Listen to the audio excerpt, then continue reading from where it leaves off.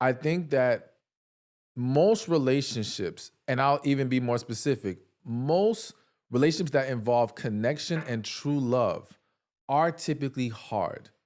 Not because relationships have to be hard, but because most people have been hurt by something in their life, are holding on to past traumas, haven't resolved it.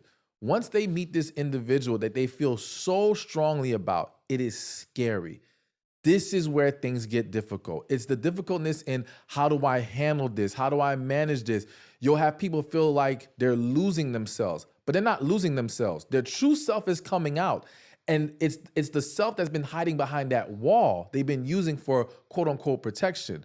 But I always say the same walls to protect you are the same walls blocking your blessings. So now they're being pulled from behind it. It's makes them feel some kind of way. And again, people start to mishandle things. You also have situations where people are getting bad advice. Like, I'm gonna give one example. There's this book called The Game by Neil Strauss. I don't know if you ever read that book, Yeah, but Neil's great. Neil, he went into that world to pick up artistry, learned it, and he was great with the women. But then once he found that woman that he fell in love with, all that stuff doesn't work anymore. So you have a lot of men being taught how to handle women in general, but they don't understand that's not how you handle the woman you truly love.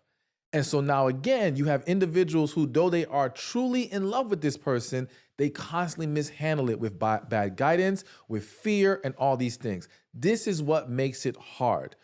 And I even think that a lot of times the people who are supposed to be together sometimes will have the hardest time getting together.